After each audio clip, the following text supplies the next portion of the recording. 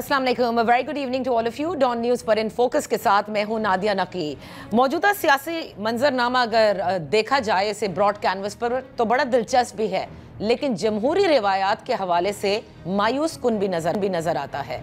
इस वक्त जो मुजव्वज़ा आइनी तरामीम है, जो हुकूमत कहती है अदालती इस्लाहात की वजह से वो लाना चाहती है, जिसमें उसे पहली मरतबा तो नाकामी हुई, लेकिन वो ये कहती है कि अब एक ब्रॉड डीपर कंसेंसस करेगी, जिसके बाद ये आइनी तरामीम पेश होंगी। लेकिन इससे कुछ ये गुमा हो रहा है कि अदलिया और हुकूमत के दरमियान एक रस्ता कशी ज़रूर नज़र आती है, क्योंकि इस पर सारे ही डिवाइडेड हैं इस वक्त इन आइनी तरामीम के हवाले से। दूसरी जानिब गुज़िश्ता रोज़ आपकी नज़र से भी गुजरा होगा कि चीफ जस्टिस काजी फाइज ईसा साहब ने रजिस्ट्रार सुप्रीम कोर्ट से जवाब भी तलब किया है उस वजाहती फैसले पर जो 8 जज साहिबान की जानिब से दिया गया, जिसमें मखसूस नशिस्तों के हवाले से वो वजाहत दी गई इलेक्शन कमीशन ऑफ पाकिस्तान और तहरीक इंसाफ को, जो उन्होंने मांगी थी, यही बताया गया था। इसके बाद एक ये भी ख्याल किया जा रहा है कि विद इन द जुडिशरी भी हालात जो हैं वो कुछ साजगार नज़र नहीं आ रहे, क्योंकि उससे कबल ही आपको याद होगा कि एक सदारती ऑर्डिनेंस भी आया। यानी इस वक्त तमाम तर सियासत जो है वो अदलिया और पार्लियामान के दरमियान नज़र आ रही है। कौन किस पर सबकत हासिल करेगा यह आने वाले दिनों में ही पता चलेगा। लेकिन इन तमाम पर तज्जिया के लिए और बहुत सारी खबरों के लिए हमारे साथ सीनियर सहाफ़ी और तज्जिया निगार जाहिर साहब इन फोकस हैं और रज़ा रूमी साहब। Thank you both of you gentleman to join us. Zahid साहब, गुफ्तगू का आगाज़ मैं आपसे करूँगी। कॉन्स्टिट्यूशनल पैकेज जिसका कि बड़ा तस्करा है, मुजव्वज़ा आइनी तरामीम जो हुकूमत पास करना चाहती है, इसका ज़रा मैं ये पूछना चाहूँगी, थोड़ा सा रिवर्स में हम जाते हैं। वैसे तो अदलिया के हवाले से मौजूदा हुकूमत और जब वो PDM की हुकूमत थी तब भी नाला ही नज़र आई, लेकिन क्या आप ये समझते हैं कि सुप्रीम कोर्ट का जो 12 जुलाई का फैसला था मखसूस नशिस्तों का, ये एक तरह से चिंगारी साबित हुआ to expedite this entire process कि हमें एक कॉन्स्टिट्यूशनल अमेंडमेंट लानी ही लानी है, जिसका नाम हम जुडिशल रिफॉर्म्स रखेंगे? देखिए, ये बात सही है कि जो 12 जुलाई का फैसला था वो हुकूमत के लिए बहुत ही नापसंदीदा भी था और इसने भी एक्सपेडाइट किया कि उससे पहले की चीज़ थी। अगर आपको याद होगा कि जो 6 जजेस थे इस्लामाबाद हाई कोर्ट के, उन्होंने खत लिखा था और उस खत में जो है जिक्र इस बात का किया था कि वहाँ पे इंटेलिजेंस एजेंसीज की इन्वॉल्वमेंट जो रही है जुडिशियल मैटर में, और ये हैरेसमेंट की बात थी, वो भी थी, और इस किस्म के और भी वाक़यात हो रहे थे। तो पहले भी ये मैं ख्याल ये कि PDM हुकूमत जब से आई थी उनके जहन में कुछ था कि किसी तरह से जो है पाबंद किया जाए उसको। और उसके बाद आपको याद होगा कि फिर ये इस्लामाबाद हाई कोर्ट के ही एक जहांगीरी जस्टिस जहांगीरी, उनके खिलाफ भी बाकायदा जो है मुहिम चलाई गई। तो एक ऐसा लगता था जैसे कि मैं सिर्फ हुकूमत की बात नहीं करता हूँ, बल्कि हुकूमत के पीछे जो ताकत है, जब मैं खाली एस्टैब्लिशमेंट की बात करें, वो सबसे ज़्यादा जो है इसमें मुतहरिक मुझे नज़र आई है। और एक ऐसी बात नज़र आती थी जिसमें लगता यही था कि किसी बहुत जल्दबाजी में है। जब अमेंडमेंट की बात हुई तो मैं देखता रहा हूँ, अगर जब कहीं जहाँ भी एक आइनी तरमीम होती है और तरामीम होती हैं, बल्कि इसमें तो बहुत सारी चीज़ें थी, तो उसके लिए बहुत बड़ा वक्त चाहिए होता है, उसमें बहस मुबाहिसा होती है, उसमें कमेटी में जाती है। और आपको याद होगा कि 18वीं तरमीम जब हुई थी तो कई 1 साल से ज़्यादा ही जो है उसमें बहस होती रही कमेटीज़ में, सारी पार्टियाँ इकट्ठी हुई, और ये अगर देखा जाए तो ये भी बहुत अहमियत के हामिल ये थी। तो एक बात साफ नज़र आती थी कि जो कुछ हो रहा था पिछले 2 हफ्ते पहले, तो ऐसा मालूम होता था कि बहुत जल्द में है। और यहाँ इतनी हैरत अंगेज़ बात थी कि मेरे दोस्त हैं काफ़ी, MNS भी है, वो भी कि प्राइवेटली मुझसे बात करते थे, कहते थे किसी को कुछ भी पता नहीं है। सैटरडे को ही मुझसे कह रहे थे कि हमें कुछ भी पता नहीं है, हमें इल्म तक नहीं है कि एजेंडा क्या होगा। और फिर उसके बाद जो है मैंने इसके लिखा भी है ना कि उसके बाद जो तो अब इससे साफ जाहिर होती है कि क्या ये जमहूरी अमल था किसी तौर पे, क्योंकि जितने लोगों से मेरी बात हुई, एक से नहीं 5-6 लोगों से जो थे, वो सब के सब कह रहे थे कि उनको फ़ोन आते हैं अननोन नंबर से, और हम जानते हैं कि अननोन नंबर क्या चीज़ होती है। और वो जो है उसमें कहा जाता था कि आपको सेशन में हाजिर होना है, ये कर लें वो कर लें। तो मेरा ख्याल ये कि ये जो है तरामीम उसके पीछे जो थी, पार्टी तो थी, जो हुक्मरान पार्टी तो थी मतलब, लेकिन इसमें पीछे एस्टैब्लिशमेंट का पूरा हाथ था। तो अब जब कोई ये जमहूरी अमल तो हम नहीं कह सकते हैं इसको, चाहे उसके मकासद क्या हो, चाहे वो उसका कहने को तो कह दिया जाता है कि हम जो है रिफॉर्म लाना चाहते हैं। रिफॉर्म की क्या माने, रिफॉर्म की नहीं है। इसमें अगर और क्लॉजेस भी देख लें तो उसमें ह्यूमन राइट्स के भी इशू को जो है खत्म होते थे, बहुत सारी चीज़ें थी। तो मैं समझता हूँ कि ये जो है हमारी तारीख में एक बहुत ही स्याह धब्बे का है, ये जिस तरीके से ये सारी चीज़ें हो रही थी। हाँ, हो रही थी और मेरे ख्याल से अभी होनी भी हैं। रज़ा, जो बातें ज़ाहिद साहब बता रहे हैं और उनकी पर्सनली भी बात हुई और ये लिखते भी आए, जो आपने भी पढ़ा होगा और हमारी नज़र से भी गुजरे, तो रज़ा इसका मतलब तो ये हुआ कि इसको अब करना ही करना है। अब किस पे डीपर कंसेंसस बनता है, ये एक बड़ा सवाल है, क्योंकि बीच में आपने देखा है, जो आगे चल के हम जिस पर बात भी करेंगे, कि वो मखसूस नशिस्तें की डिमांड भी कर दी है स्पीकर्स की जानिब से। लेकिन क्या डीपर कंसेंसस होगा, या जिस तरह से जो हैवी पैकेज पास कराना है वही होगा, या कुछ बैर मिनिमम ज़रूरी है कि कम से कम ये तरामीम ज़रूरी पास हो जाएं ताकि मामलात जो हैं वो कंट्रोल में आ जाएं?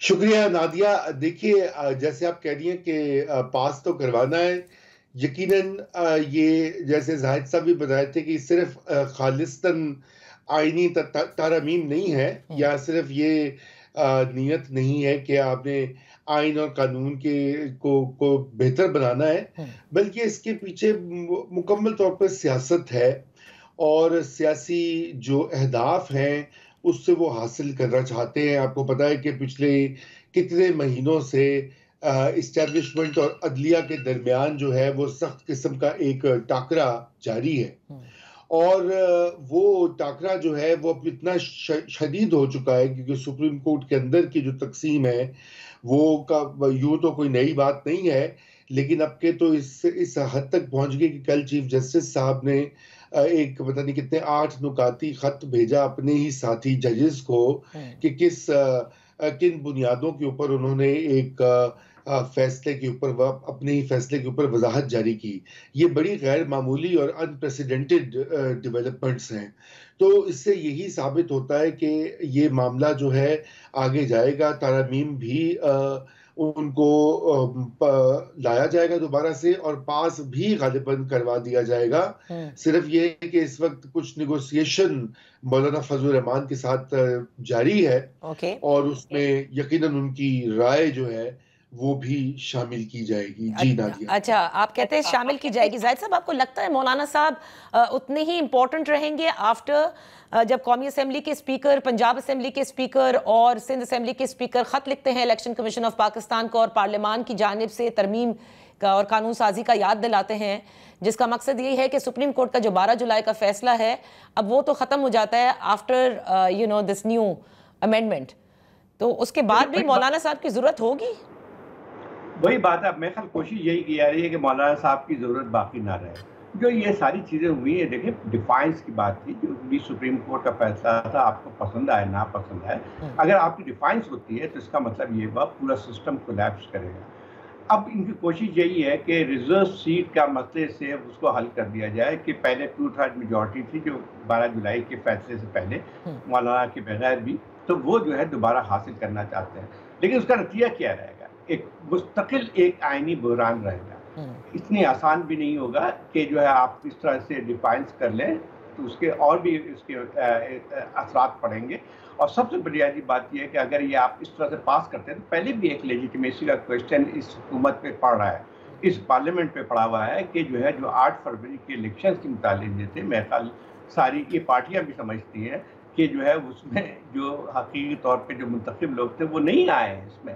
तो अब उसके बाद ये कार्रवाई करेंगे, तो इसका मतलब ये हुआ कि जो लेजिटिमेसी का एक सवाल जो होता है वो और ज़्यादा तेज बढ़ता जा रहा है। एक तो बहुत साफ बात है कि जो हुकूमत जो है अपने तौर पे ये कुछ भी नहीं कर सकती थी, और सबसे बड़ी बदकिस्मती यही है कि लोग जो है इक़्तिदार से बाहर होते हैं तो जमहूरियत का नारा भी लगाते हैं, वोट को इज्जत दो की बात करते हैं, लेकिन मैं आपसे बता रहा हूँ कि पार्लियामेंट के मेंबर की मैं बात करता हूँ। ये पार्लियामेंट के मेंबर ने मुझे खुद बताया, जब ये नाकाम हो गया, नाकाम से मतलब ये कि मौलाना ऑन बोर्ड नहीं आए, तो कहते हैं कि across the board from PMLN to PPP खुशी हुई लोगों को, मेंबर पार्लियामेंट। मतलब ये है कि उनके दिल भी नहीं है इसमें कि इसको पास कराया जाए। इंडिविजुअली आप बात कर लें किसी से। लेकिन जाहिद साहब, अगर आप ये कह रहे, कता कलामी के लिए माफ़ी चाहूँगी, कि अक्रॉस द बोर्ड ये खुशी थी, तो इतनी क्या मजबूरी है? क्योंकि चार्टर्स इस्लामाबाद में तो ये भी है कि शायद कोई एक डेडलाइन भी दे दी गई है अक्टूबर की, शायद वस्त, कि अब इसमें करानी है, वरना शायद फिर जाना पड़े। बिल्कुल सही बात है। देखिए, असल बात यह है कि जब आप ये बताइए कि आईनी तरमीम जो है पाकिस्तान की तारीख में उठा के देख लें, हमारी कोई बहुत अच्छी तारीख नहीं रही है, जमहूरी तारीख और या पार्लियामेंट्री तारीख, लेकिन उसके बावजूद भी जब आईनी तरमीम होती है तो उसका एक लिहाज से प्रोसेस मौजूद रहता है। चाहे वो कितनी तरामीम हो चुकी है, कहीं ना कहीं जो है वो आपके पार्लियामेंट के अंदर लाई जाती है, मोशन के आते हैं, उसके बाद जो है ये कमेटीज में जाते हैं और एक बहस मुबासा होता है तो उसकी एक आईनी हैसियत बन के आती है। आप मुझे बताइए कि जब ये कहते हैं वजीर कानून साहब खड़े होकर कि ये मुसवदा मुझे कल मिला है, या जो है मौलाना फजलुर रहमान कहते हैं कि मुझे तो सही मुसवदा मिला ही नहीं है जी। अब मसला ये आता है कि एक तो ठीक है, इनके अपने वेस्टेड इंटरेस्ट हैं हुक्मरान पार्टी के, उनके मेंबर्स की बात मैं नहीं कह रहा हूँ, क्योंकि हमारे पॉलिटिकल पार्टी में जमहूरियत का तो कॉन्सेप्ट ही नहीं है। भेड़ बकरियों की तरह आपसे कह दिया जाता है कि आपने कल वोट देना है, चाहे आपको पता हो या ना हो कि उसके कंटेंट क्या हो, लेकिन आपको वोट देना है। तो एक तो उनके अपने वेस्टेड इंटरेस्ट है। दूसरी बात यह है कि इस वक्त सबसे ज्यादा जो है इस वक्त ये जो एजेंसी है वो एस्टेब्लिशमेंट में है। मैं तो इसको ये कहता हूँ कि इस वक्त हमारे यहाँ वर्चुअली जो है एक मिलिट्री हुकूमत है जिसके ऊपर एक सिविलियन फसाड है। और ये बात जो है अभी आप देख लें कि ये सारी मकासद क्या है इस चीज़ के। एक तो ये वो, दूसरी बात ये है कि अब मुझे बताइए कि इस हुकूमत की कौन सी ऐसी जमहूरियत बन गई है कि एक वक्त में उन्होंने बिल पास किया, ठीक है बिल पास हुआ था जिसमें ये कहा था कि जो है जिस तरह से चीफ जस्टिस के जो एक डोमिनेशन होती है उसको ख़त्म किया जाए और 3 जजेस की कमेटी जो है वो फैसला, उसकी जो है तारीफ सबने की और वो एक लिहाज से उसके ऊपर जो है एक सुप्रीम कोर्ट की वर्डिक्ट भी आ गई जी। बिल्कुल। अब उसके बाद अचानक जो है एक ऑर्डिनेंस पास होता है, वो फिर से जो है वही ला दी गई कि चीफ जस्टिस को फिर से ताकत ला दिया। इसके मकासद क्या है सारी चीजें? रजा देखें, जो ट्राइकोटमी ऑफ पावर है, जो स्कीमिंग हमारी ऑफ द कॉन्स्टिट्यूशन है, अब जितनी भी आईनी तरामीम का कोई मुसवदा तो सामने नहीं आया, लेकिन जो बातें जाहिद साहब कर रहे हैं या सियासतदान कर रहे हैं या वकला तंजीमें जो हैं वो हम देखते नजर आती हैं। आपने कई मरतबा division with in the judiciary की भी बात की है। मैं सिर्फ आपसे ये जानना चाहती हूँ रजा कि क्या आप ये समझते हैं कि अगर ये आईनी तरामीम पास हो जाएंगी तो जुडिशरी में जो एक डिवीजन थी और कई अरसे से थी वो दुरुस्त हो जाएगी, वो पुर हो जाएगी या मजीद डिवीजन हो जाएंगी? जी नादिया, देखिए डिवीजन तो इन तरामीम से तो नहीं जाएगी। डिविजन्स जो हैं वो बड़ी गहरी हैं, उनमें कुछ नजरियात भी हैं, कुछ सियासत भी है, कुछ जाती एम्बिशन भी है। यकीनन ऐसा होता है जहाँ पे इदारों के अंदर और रूल्स अगर ना फॉलो हो, और पाकिस्तान का यही तो सबसे बड़ी बदकिस्मती है कि चाहे वो एग्जीक्यूटिव हो या अदलिया हो या कोई और ज़ैली इदारा हो, सूबाई सतह के ऊपर हो न कौमी हो, रूल्स ऑफ द गेम के ऊपर जो है कोई ना तो कंसेंसस होता है और ना ही उसको फॉलो किया जाता है। और आज भी यही वजह है कि अगर आप पूरे का पूरा ये जो आप देख लें जिस तरह से ये हाइब्रिड निज़ाम मुरतब किया गया है, दूसरे जब यूं तो पाकिस्तान में तकरीबन हर जमहूरियत ही हाइब्रिड होती है, लेकिन ये 2018 से हम एक ख़ास तरह की तरकीब देख रहे हैं कि जिसमें आप बिल्कुल एक ऐसी ना सिर्फ हुकूमत बनाते हैं मनपसंद, बल्कि फिर इसको चलाते भी हैं गैर मुंतखब इदारे, ख़ुसूसन एस्टेब्लिशमेंट। तो ये इस वक्त हम उसका एक मुजाहिरा देख रहे हैं और यही वजह है कि ये आईनी तारामीम के ऊपर जो बहस आप आज करवा रही हैं हमसे, उनका असल मकसद तो ये कि इस हाइब्रिड निज़ाम की बका जो है उसको गारंटी करना, क्योंकि इस वक्त उसको जो अदलिया के चंद अफराद जो हैं वो उसको चैलेंज कर रहे हैं और वो कह रहे हैं कि जी हम ये हाइब्रिड रजीम जो आपने दूसरी बार बनी है, इसको हम या तो ज़रबे कारी लगाएंगे या तहवाला कर देंगे, और यही तो वो नहीं चाह रहे। इसीलिए तो वो उसको उस अंदाज में मैनेज करना चाह रहे हैं हुकूमत और इस्टेब्लिशमेंट मिलकर कि वो न सिर्फ उनका इक़्तिदार कायम दायम रहे, बल्कि ये हाइब्रिड निज़ाम जो है वो भी चले। नहीं, लेकिन नवाज शरीफ इस सब में क्या सोच रहे हैं रजा? वो वोट को इज्जत दो जिसका जिक्र जाहिद साहब भी कर रहे थे, तो मतलब ताहयात के लिए तो ये हुकूमत नहीं है ना, 5 साल और उसके बाद फिर इलेक्शन, तो मतलब then what are they thinking कि उसके बाद क्या होगा? क्योंकि आईनी तरमीम तो मतलब आईनी तरमीम है, it is there to stay then.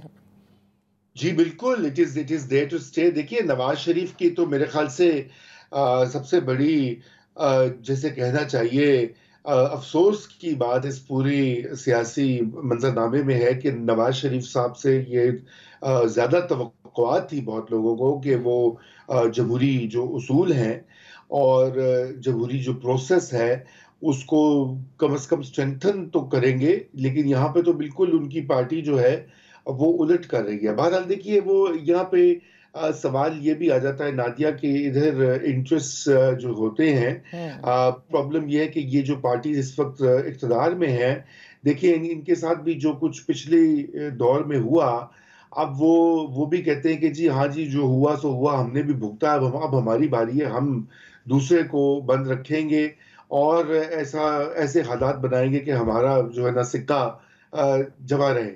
मगर इस सारे अमल में ये हो गया कि इस वक्त मिलके पाकिस्तान की सियासी कुव्वतों ने और इस्टेब्लिशमेंट ने, और सियासी कुव्वतों में मैं पाकिस्तान तहरीक इंसाफ को भी शामिल करता हूँ, ये जो इस वक्त पाकिस्तान में पोलराइजेशन है और जो एक लैक ऑफ कंसेंसस है सियासी लेवल के ऊपर, वो उसमें पीटीआई तो कहते हैं कि वो तो बात ही नहीं करेंगे मौजूदा रूलिंग पार्टी से, तो फिर इस मुल्क में जमहूरियत कैसे आगे बढ़ेगी। यहाँ पर हम एक छोटी सी ब्रेक लेते हैं, जब ब्रेक से वापस हाजिर होंगे तो गुफ्तगू जारी रखेंगे।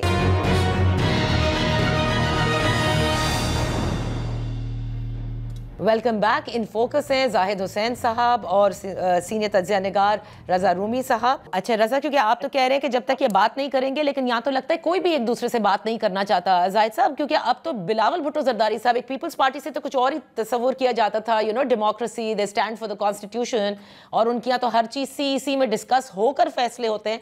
इस मरतबा तो वो भी नहीं हुई। तो आपको लगता है वो बार बार चार्टर ऑफ डेमोक्रेसी का जिक्र कर रहे हैं बिलावल भुट्टो जरदारी साहब, कहते हैं आईनी अदालतें तो उसमें हमने डिसाइड की थी, सारी जमातों ने उस पर साइन किया था, तो ये कोई नई बात नहीं है अगर बन जाए। जबकि मौलाना फजलुर रहमान साहब, जिन पे इन्हिसार है, उन्होंने तो बीच चौराहे हंडिया ही फोड़ दी। उन्होंने कहा कि ये जो आईनी अदालतों का तरीकाकार है वो भी ऐसा है कि मुखालफिन की गला जो है वो घोंट दिया जाए और अपने आप को तहफ़्फ़ुज़ फराम किया जाए। देखिए हमारी बदकिस्मती सब बड़ी है कि हमारी सियासी पार्टी अपनी ही तारीख से कभी भी सबक सीखा नहीं। हर पॉलिटिकल पार्टी चाहे इस पर इक़्तिदार से बाहर हो अंदर हो, सारी जो है वो सब इन हालात से गुजरे हैं और इस सब को पता है कि किस तरह से जो है जमहूरियत जब अमल ख़त्म किया जाता है या जो है जमहूरी इदारे तबाह कर दिए जाते हैं तो फिर आप कोई भी जो है कोई जमहूरी अमल बरकरार रहता नहीं है। और सबसे बड़ी बदकिस्मती है कि अगर PMLN ये समझती है, जो कि नवाज शरीफ साहब 3 दफ़ा हटाए जा चुके हैं, उनको भी अंदाज़ा होना चाहिए था, लेकिन जब इक़्तिदार में आते हैं तो वो भूल जाते हैं सब कुछ और ये समझते नहीं है कि जो है जो आज अगर जमहूरी इदारे आप तबाह करेंगे, आप रियासती इदारों को कमज़ोर करेंगे और जो कोशिश ये करेंगे कि रियासती इदारों को अपने कंट्रोल में लें, आपके कंट्रोल में कम, दूसरों के कंट्रोल में ज़्यादा आ जाती है और उसके नतीजे में जब ये कमज़ोर होंगे इदारे तो उसका सबसे ज़्यादा जो है नुकसान किसको होगा, ये कभी भी लोग नहीं सोचते हैं। इसके बाद जो है सबसे ज़्यादा फ़ायदा किसको होगा।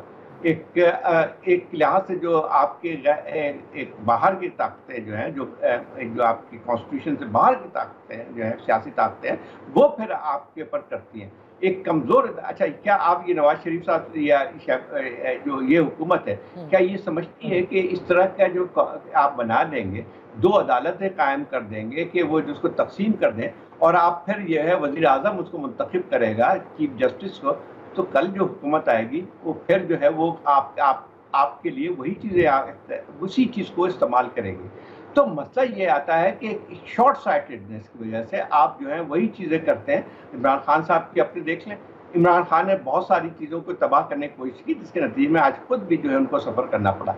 नवाज शरीफ और ये पीपल्स पार्टी तो मुस्तकिल रहे हैं अब है, लेकिन अगर अभी भी अकल कभी नहीं आई है। अभी जो डिफाइंस की बात आती है कभी जो है 12, एक तो साफ बात है कि देखें लेजिटिमेसी अगर आप बरकरार नहीं रखेंगे तो आपका इन्हिसार पूरा का पूरा जो है एक लिहाज से गैर आईनी जो ताकतें उनके पास चली जाएंगी और यही हो रहा है इस वक्त। आप इतने कमजोर, ये किसने करवाया है कि जो है आपने 12 जनवरी क्यों नहीं आप मान लेते हैं।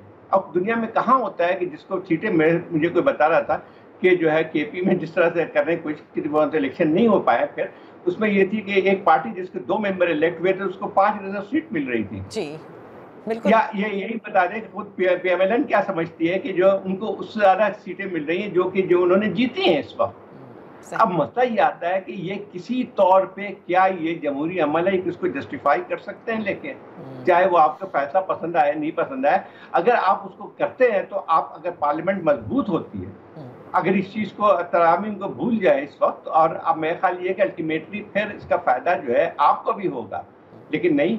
अब जो है कल ऑर्डिनेंस जो परसों पास किया है उसका मकसद क्या है? आपने एक चीफ जस्टिस को तो फिर ताकत कर दिया, लेकिन क्या आपको गारंटी है कि ये रहेंगे? और दूसरी बात, एक और बात में मैं हिस्ट्री की एक और बात करता हूँ, बहुत सारी कि वक्ती तौर पे इस किस्म की चीजें की जाती रही, मुस्तकिल की जाती रही। जनरल मुशर्रफ के ज़माने में जो है चीफ जस्टिस को हटा के पता नहीं कितने जजेस को हटा दिया गया जो कि पीसीओ में रहने थे। क्या वो बता गई? डोगर कोर्ट भी बनी थी, डोगर कोर्ट का क्या असर हुआ उसके बाद? क्या इस अमल को रुक जाती है? दूसरी बात ये कि जरा इसको देख लें कि आजकल पाकिस्तान में अगर एक कॉन्शियसनेस भी है मौजूद, बार का रिएक्शन देख लें और उसके बाद जो है जजेस का रिएक्शन देख लें। अब मसला ये आता है कि जब इस किस्म की चीजें करेंगे तो फिर उसका नेक्स्ट स्टेप क्या होगा? नेक्स्ट क्या होगा? देखिए फिर उसको कंटेन कैसे करना है, क्योंकि कैफियत तो तसादुम की है, महाजराई की भी है, ये सारी है। मैं आपकी तरफ रजा आती हूँ। हसनात मलिक साहब हमारे साथ नियर कोर्ट रिपोर्टर हैं। गुज़िश्ता रोज जिस खत का आपने भी जिक्र किया है जो लिखा गया रजिस्ट्रार सुप्रीम कोर्ट को, हसनात ये क्या मामलात हैं? जब देखा गया कि जुडिशियल पैकेज जो है वो कॉन्स्टिट्यूशन अमेंडमेंट के जरिए मंजूर नहीं हुआ और मौलाना फजल रहमान उसमें रुकावट बन गए, अब एफर्ट दोबारा शुरू हो गई है। उसमें इलेक्शन कमीशन को भी मैसेज ये दिया गया कल के उस नोट के जरिए कि आप ताकतवर रहे, सुप्रीम कोर्ट में तकसीम है, वो इनकरेजमेंट उनको दी गई।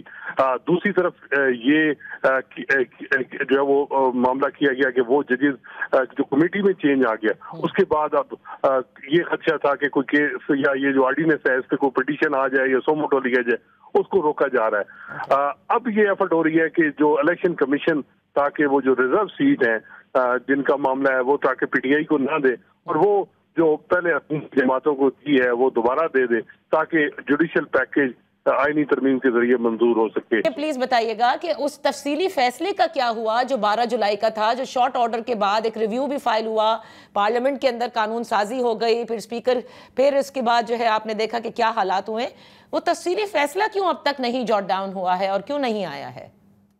देखिए बिल्कुल तफसीली फैसला आना चाहिए। तफसीली फैसला उम्मीद यही है कि अब अगले हफ्ते आ भी सकता है, लेकिन अब देखें ना जो हालात हैं इस वक्त बड़ा वाज़ेह है कि वो जो डिटेल जजमेंट है उसमें अगर ये कह दिया जाता है कि ये जो मखसूस नशिस्तें थी जिनके जरिए जो सेनेट का इलेक्शन हुआ, चेयरमैन सेनेट का हुआ या सदर का हुआ, वो ठीक नहीं हुई, तो ये सारी चीजें पीछे रिवर्स हो जाएंगी। और ये मामला जो है वो इसमें जल्दी क्या है हुकूमत को, अगर जुडिशियल पैकेज लाना है तो 25 अक्टूबर तक वेट कर लें। और बगैर ये लग रहा है कि पूरी एफर्ट हो रही है कि सुप्रीम कोर्ट को जितना कमजोर किया जाए और नई एक अदालत बनाई जाए जिसमें जो नए जजेस हैं वो जो प्रपोज ड्राफ्ट है उसके मुताबिक है कि प्राइम मिनिस्टर शहबाज शरीफ चीफ जस्टिस लगाएंगे सदर के साथ मिलके। अब जब वो हुकूमत जिसकी लीजिमेसी पे बड़े सवालात हैं, वो जब चीफ जस्टिस जो फेडरल कॉन्स्टिट्यूशन कोर्ट बनने जा रही है वो सुप्रीम कोर्ट से बड़ी अदालत है, जुरिडिक्शन उसके पास बड़ी है। जी अभी हम इसी पर बात कर रहे थे हम, but thank you so much Hasnat. हम आपसे ये जानना चाह रहे थे कि what's the buzz in the Supreme Court. यहाँ पर एक छोटी सी ब्रेक लेते हैं।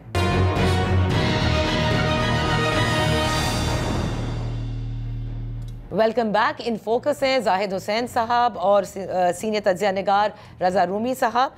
रज़ा, इस वक्त अब इलेक्शन कमीशन कहाँ खड़ा है? सुप्रीम कोर्ट के फैसले को करे या कानून साजी जिस तरह से की गई उसको करे? और स्पीकर ने रिट्रेट भी किया कि पार्लियामान की सुप्रीमेसी और उसकी बालादस्ती को आप मलूज़े खातिर रखें, क्योंकि ये हुकूमत तो हर चीज़ रेट्रोस्पेक्टिवली ही पास कर रही है पार्लियामान। जी देखिए, रेट्रोस्पेक्टिव में तो मेरे ख्याल से अभी उन्होंने एक जस्टिस मंसूर अली शाह ने भी एक फैसला दिया है कुछ ही दिन पहले, वो किसी और मैटर के ऊपर था, लेकिन उन्होंने उसमें यही बात की कि कानून का इतलाक जो है, और ये बड़ा एक मरवजा असूल है बाय द वे आलमी कवानीन में भी और पाकिस्तान के आइन में भी, कि रेट्रोस्पेक्टिव एप्लीकेशन जो है नादिया वो बहुत गलत होती है। और इंसानी हकूक से मुतसादिम होती है। जी। तो ये तो मेरे ख्याल से कोई भी अगर ऐसी चीज पार्लियामेंट ने की तो वो तो दोबारा कोर्ट्स में जाएगा। मगर मैं सिर्फ नादिया इसमें थोड़ा सा ये इजाफा जरूर कर दूं जी। कि एक जो जुडिशल एक्टिविज्म की भी एक या ओवर रीच जैसे कहा जाता है, राइट। वो उसका भी एक प्रॉब्लम तो बन चुका है पाकिस्तान में। और वो मैं नहीं समझता कि वो कोई नया प्रॉब्लम बना है। वो तो काफी अब तकरीबन ये 2007-8 से जब ये लॉयर्स मूवमेंट का आगाज हुआ और अदलिया की पावर असर्ट हुई और वो उस वक्त के चीफ जस्टिस बहाल हुए, उसके बाद से अदालतों ने भी एक रविश बना रखी है कि वो अपने दायरा कार में ऑपरेट नहीं करते, बल्कि वो बराह रास्त सियासत में या तो घसीटे जाते हैं, मुलव्वस किए जाते हैं, या खुद उसमें वो शामिल होते हैं। मैं समझती हूँ जाहिद साहब कि इसमें बड़ा अमल दखल है सियासी जमातों का और तहरीक इंसाफ का भी। और आप समझते हैं कि इस वक्त तहरीक इंसाफ खुसूसन इमरान खान कोई ऐसा किरदार अदा कर सकते हैं जहां ये जो तवाज़ुन को एक तो वैसे ही बिगड़ा हुआ है तमाम इदारों के दरमियान, आईनी इदारों के दरमियान, लेकिन इसको बरकरार या कम अज़ कम उतना रिस्टोर ज़रूर किया जा सकता है कि चीज़ें आगे बढ़े। और ये जो इतनी जल्दी मची हुई है जिसमें आप सब लोग जो मुख्तलिफ अदवार देखते आए हैं, इसको मायूस कुन भी कह रहे हैं और समझ रहे हैं कि आगे और ज़्यादा अंधेरा ही नज़र आ रहा है। इस पे बात करता हूँ जुडिशियल एक्टिविज्म पे, बिल्कुल सही बात है कि एक चीज रही है पिछले चंद सालों में कि जो है अदालिया के जो है वो उसने एग्जेक्टिव के ऊपर इंक्रोच किया है, जो उसकी पावर थी। बिल्कुल सही बात। इफ्तिखार चौधरी को देख लें, साकिब निसार को देख लें, इवन गुलजार अहमद को भी देख लें, ये सब सही है। लेकिन एक और थोड़ा सा हम इसको आगे चलाएं तो इससे एक सबक जरूर सीखना चाहिए था। ये जुडिशियल एक्टिविज्म आई कहाँ से, इस पे पूछ लिया जाए कि देखें, सबसे बड़ा बुनियादी चीज जो बन के आती है कि एक टसल जब एक फौजी हुकूमत जो है अपने ज़ैर करने की कोशिश की इसने सुप्रीम कोर्ट को, और उसके बाद जो है ये सबसे बड़ा, आप तारीख उठा के देख लें, सबसे पहला काम जो भी फौजी हुकूमत या गैर जमहूरी हुकूमत आती है, सबसे पहले जो है वो पीसीओ के जरिए जो है 5-6 सीनियर जजेस उनको फारिग कर दें। अच्छा, जनरल मुशर्रफ ने यही बात की थी जिस तरह से जो है इफ्तिखार चौधरी को हटाया गया था जी। मतलब इफ्तिखार चौधरी कोई बहुत ही आला पैमाने के नहीं थे और उसको मुकर्रर भी आउट ऑफ टर्न किया था। उसका भी मकसद एक और था, चीफ जस्टिस बनाने का मकसद भी एक और था चौधरी इफ्तिखार का, कि वो सबसर्विएंट रहेंगे। और फिर सबसर्विएंट कोई भी रहता है तारे हमें, लेकिन मसला ये आता है कि जब उसको हटाया गया, उसका मूवमेंट खड़ी होती है, तो फिर जो है जुडिशरी को एक ताकत मिली, और ख़ास तौर पर इस वजह से बनी कि जो है एग्जेक्टिव कमज़ोर हो गई। पूरे एक मरहले में अगर देखा जाए तो उस ज़माना था जबकि एग्जेक्टिव कमज़ोर हुई थी और पीछे जो है एस्टैब्लिशमेंट खड़ी होती थी। लेकिन अब जो थोड़ा सा एक करेक्शन की एक शुरू हुई थी, जहाँ पे एस्टैब्लिशमेंट के खिलाफ, देखिए जितनी दफ़ा भी आपको एक्टिविज्म नज़र आएगी, उसके पीछे आपको एस्टैब्लिशमेंट का हाथ जरूर नज़र आएगा। बिल्कुल, या अगर आप देख लें किसी भी जज को, साकिब निसार अकेले कर रहे थे क्या, या जो है ये इफ्तिखार चौधरी की जो अमल था, या इवन गुलजार का जो भी एक्टिविज्म थी, तो वो क्या चीज़ थी। लेकिन अब जो है दूसरी जो नौइयत बदल के आई है उसमें कम्प्लीटली मुख्तलिफ है उससे जो कि पहले हम देखते थे। उसमें जो है आपको ये भी नज़र आएगा कि जो है ये इस्टेब्लिशमेंट के खिलाफ पहली दफ़ा इतनी शिद्दत के साथ आवाज़ उठ रही थी, और वो जो है इनको फिर वही खल रही थी जो कि हम पहले भी देखते आए थे। तो मसला ये आता है कि ये यकीन तौर पर ये तवाज़ुन होना चाहिए। सही तवाज़ुन जो है अगर ख़राब होता है तो उसके नतीजे हम पाकिस्तान की तारीख में, सियासी तारीख में देख चुके हैं। राइट। लेकिन असल बात ये आती है कि उस तवाज़ुन को फिर आप ख़राब कर रहे हैं, और जो है अगर इस चीज़ को कर रहे हैं तो इसका मतलब ये हुआ कि वो जो टसल थी अगर आप बढ़ाते हैं तो उसका फ़ायदा किसका होगा। मुझे बता दीजिए कि इस वक्त जुडिशरी को आप टेम करने की कोशिश कर रहे हैं, उसका सबसे ज़्यादा फ़ायदा किसको पहुँचेगा। बिल्कुल, आप जो है इस्लामाबाद के 6 जजेस हैं उनको ट्रांसफ़र, किसी को जो है भावलपुर भेज दें, किसी को पता नहीं कहाँ भेज दें, ताकि वो टूट जाए, उसका फायदा किसको होगा। अब ये बहुत सारी ऐसी बातें हैं कि जिसके ऊपर मेरे ख्याल से जहां हमारे ये सीनियर तज्जिया निगार बात कर रहे हैं, वहीं सियासतदानों के सोचने की ज़्यादा हैं, जो पार्लियामेंट में बैठे हुए हैं और जिन्होंने इन आइनी तरामीम के ऊपर एक डीपर कंसेंसस करना है कि वो क्या चीज़ है जिससे वाकई जुडिशल रिफॉर्म्स आएंगे और वो क्या चीज़ है जिससे आप अपनी स्पेस को और ज़्यादा कंसीड करेंगे। But thank you so much Zahid साहब, आपका भी फॉर जॉइनिंग अस। यहाँ पर एक ब्रेक लेते हैं, जब ब्रेक के बाद वापस हाजिर होंगे तो FBR क्या करने जा रहा है, वो ताजर दोस्त स्कीम का क्या हुआ, 30 सितंबर आने को है और रेवेन्यू शॉर्टफॉल है। Let's talk about this right after this very short break.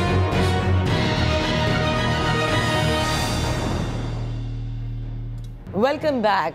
Federal bureau of revenue यानी FBR ने एक नई तजावीज़ भी पेश की हैं। कुछ जुर्माने आयद करने का कहा जा रहा है, यानी टैक्स चोरी के खिलाफ। और ये इसके जो मंसूबा बनाया जा रहा है ये है होलसेलर्स के लिए, डिस्ट्रीब्यूटर्स के लिए, मैन्युफैक्चरर्स के लिए और रिटेलर्स के लिए।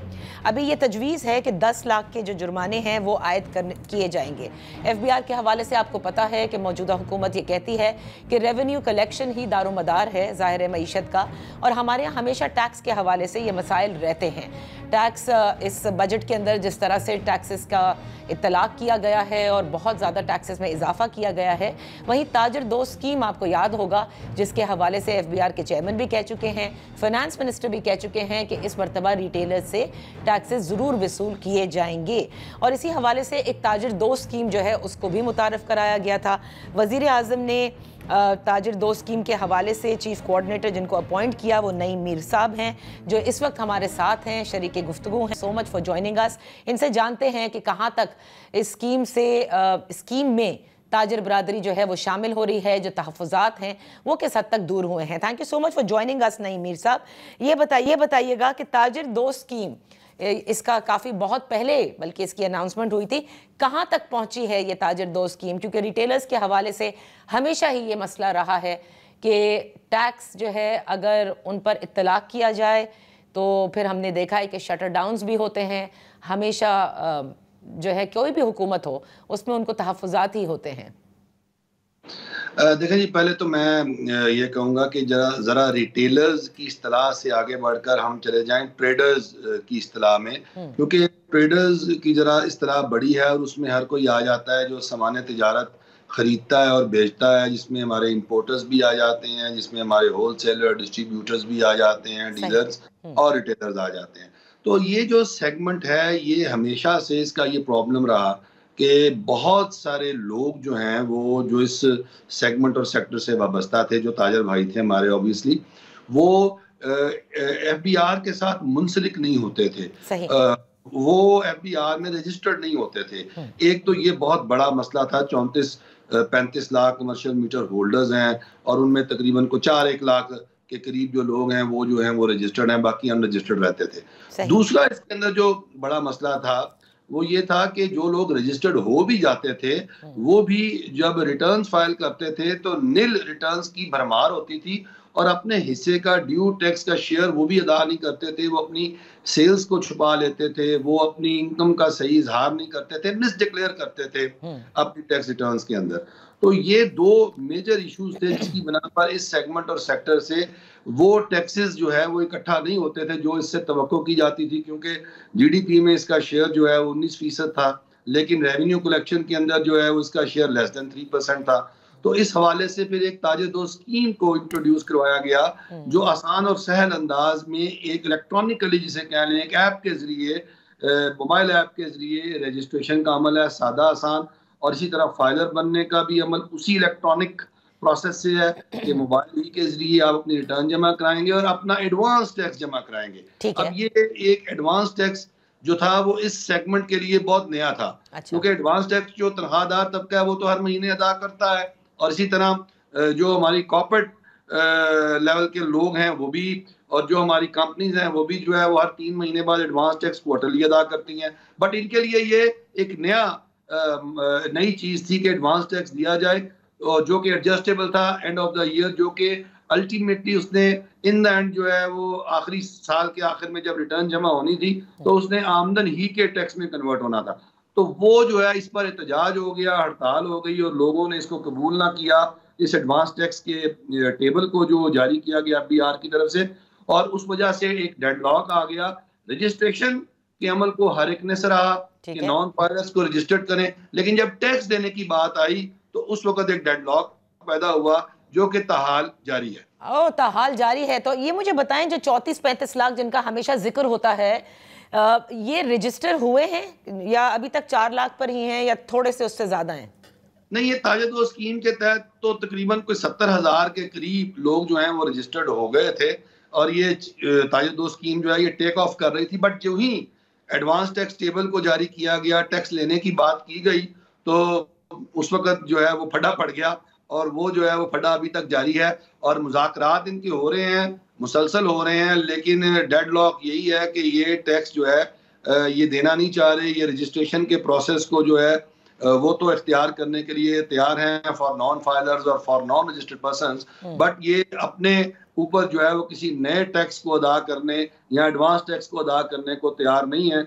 और फिर जब ये मुतालबा FBR के सामने इनका रखा गया कि ये कहते हैं कि जी फाइलर्स को एडवांस टैक्स से इस्तिस्ना दिया जाए, तो FBR का मौक़िफ़ है कि फाइलर्स तो टैक्स ही नहीं देते ट्रेडर्स कम्युनिटी से जो बिलोंग करते हैं। तो अब FBR जो है वो अब दूसरी तरफ जा रहा है। वो ये कह रहा है कि ये एडवांस टैक्स जो है ये तो रहेगा ही रहेगा, ये खत्म नहीं होगा, बल्कि अब हम इन फाइलर्स के ऑडिट करेंगे, बिकॉज इन्हें एक ऑडिट में भी जनरल एमनेस्टी हासिल थी। ये एक सेल्फ असेसमेंट का निज़ाम था, खुद ही जो जाहिर कर दिया, कोई छोटी मोटी डिस्क्रिपेंसी किसी को नजर आई तो उसने पकड़ ली, कभी इनका ऑडिट किया नहीं।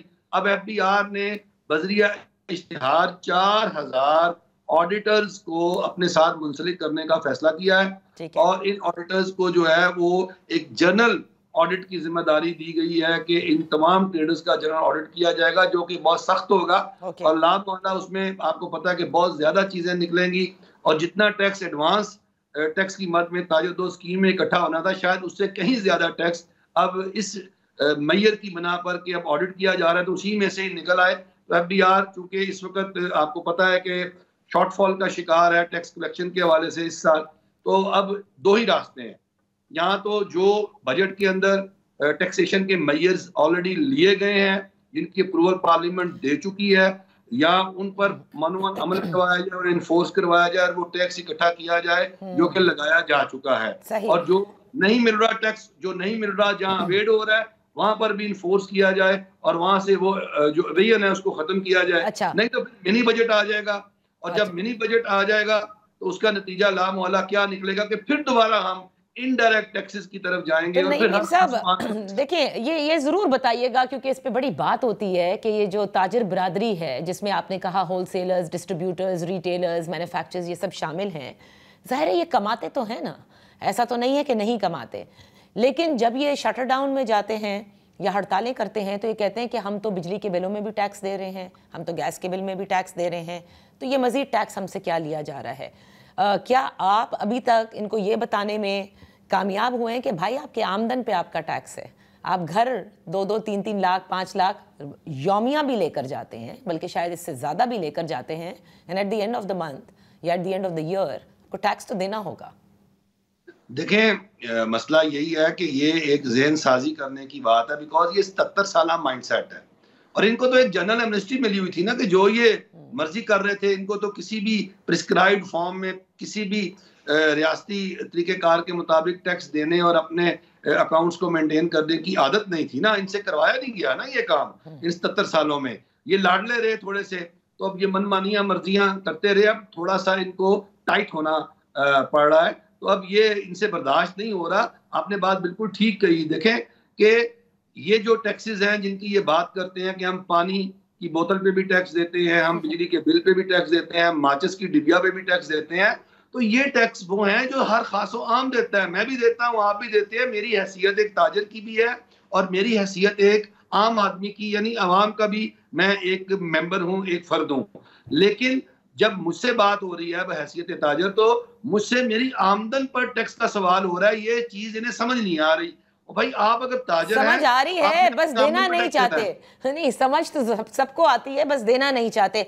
तो अब आप ये कहते हैं कि मौजूदा हुकूमत और FBR अब स्ट्रिक्ट एक्शन लेगी इनके अगेंस्ट, चाहे हड़तालें हों, चाहे जिस तरह से हर बार होती हैं और हर हुकूमत में हुई हैं, होने दी जाएंगी या कहीं ना कहीं फिर घुटने टेक दिए जाएंगे? देखिए, पहली बात तो ये है कि टैक्सेस पूरी दुनिया के अंदर जो है वो कोई भी रजा कराना नहीं देते लोग। ये टैक्स जो है ये लेना ही पड़ता है, ये किसी की मर्जी और मंशा नहीं होती ये कोई बाय चॉइस नहीं है कि मैं टैक्स दूं या ना दूं। ये तो रियासत जो है ये अपनी रेट जो है वो कायम करती है और टैक्सेस जो है वो वसूल करती है। अब आपने कहा कि ये हड़तालें होंगी, एहतजाज होगा, नहीं, ऐसा नहीं होने वाला, क्योंकि एफबीआर के पास और बहुत से ऐसे तरीके मौजूद हैं। अब जो डिजिटाइजेशन हो रही है और जिस तरह एफबीआर के पास मुकम्मल मालूमात मौजूद है, तो अब तो वो एफबीआर बड़ा टारगेटेड ऑपरेशन करने जा रही है। अच्छा। और मैं ये जाती तौर पे समझता हूं कि इस टारगेटेड ऑपरेशन के बहुत ज्यादा फवायद मिलेंगे, क्योंकि जहां जहां टैक्स अवेड हो रहा है एफबीआर के पास उसके सबूत मौजूद है, और जब उसका ऑडिट होगा तो ऑडिट ही के अंदर से इतना कुछ निकल आएगा कि आपको बहुत ज्यादा लोगों को तंग करने की जरूरत नहीं पड़ेगी, बल्कि वही लोग टू द पॉइंट आपका जब काम होगा तो आपको वहीं से आपका पैसा मिल जाएगा। देखें, सेल्स टैक्स रजिस्ट्रेशन है, इसको अवॉइड किया जाता है। 14% मैन्युफैक्चरर हमारा जो है वो सेल्स टैक्स के अंदर रजिस्टर्ड है, बाकी रजिस्टर्ड ही नहीं है। हमारा जो डिस्ट्रीब्यूटर होलसेलर है वो 20 से 25% है, बाकी वो रजिस्टर्ड ही नहीं है। इसी तरह हमारा रिटेल में जो सेक्टर है वो 8% सेल्स टैक्स के अंदर रजिस्टर्ड है। और सेल्स टैक्स एक बड़ा चंक है, नेशनल इक्विटी के अंदर बहुत बड़ी अमाउंट है जहां से सेल्स टैक्स के जरिए आती है। तो जब ये इतना बड़ा सेल्स टैक्स का अमाउंट अवेड हो रहा है या खुर्द-बुर्द हो रहा है या रियासत के खजाने में जमा नहीं हो रहा, तो जब इस पर टू द पॉइंट ऑपरेशन होगा, बड़ा फोकस्ड ऑपरेशन होगा, तो आपको खुद ही मालूम हो जाएगा कि इसके नतीजे में जो विद होल्डिंग टैक्सेस की कटौती नहीं हो रही, वो तमाम टैक्सेस की कटौती भी होगी। और फिर इसके नतीजे में टर्नओवर टैक्स जो एफबीआर को नहीं मिल रहा, वो पूरे का पूरा टर्नओवर टैक्स मिलेगा। कोई अपनी सेल्स को छुपा नहीं पाएगा, चीजें डॉक्यूमेंट होंगी, तो इसमें वो लोग ही फंसेंगे जो वाकईतन टैक्स अवेड करते हैं। जो छोटे मोटे ताजर हैं, रिटेलर्स हैं, अपना कारोबार कर रहे हैं, इनसे एफबीआर को और हुकूमत को गर्ज भी कोई नहीं है, बिकॉज ये वो लोग नहीं हैं जो टैक्स चोर हैं। टैक्स चोर कोई और लोग हैं, और इस वक्त एफबीआर सही डायरेक्शन में और सही सिमत पर मूव कर रही है। बहुत बहुत शुक्रिया नईम मीर साहब, आपकी बातों से लगता है कि कोई एक बड़ा इनकलाब आने वाला है एफबीआर में, और मौजूदा हुकूमत यकीनन टैक्स चोरों को पकड़ भी लेगी, उनसे टैक्स भी जो वो एवेट करते हैं वो भी हासिल कर लेगी। उम्मीद ज़रूर की जा सकती है और होना चाहिए, लेकिन क्या वाकई ये होगा, ये तो आने वाले दिनों में पता चल जाएगा। अभी टैक्स फाइलिंग की जो आखिरी तारीख है, और सुना है कि एफबीआर 30 सितंबर से ज़ायद इसको करेगी नहीं। हर साल कहा जाता है, हर साल इन तारीखों को जब रेवेन्यू शॉर्टफॉल होता है तो हम देखते हैं कि तारीखों को आगे भी कर दिया जाता है। But this is going to be a test case, क्योंकि औरंगजेब साहब भी ये कह चुके हैं, फाइनेंस मिनिस्टर, और मौजूदा हुकूमत और वज़ीर आज़म भी बार बार ये कहते हैं जो बातें अभी नईम मीर साहब ने की। Thank you so much for joining us. इंशाल्लाह फिर आपकी खिदमत में अगले हफ्ते हाजिर होंगे। ख्याल रखिएगा। अल्लाह हाफिज़।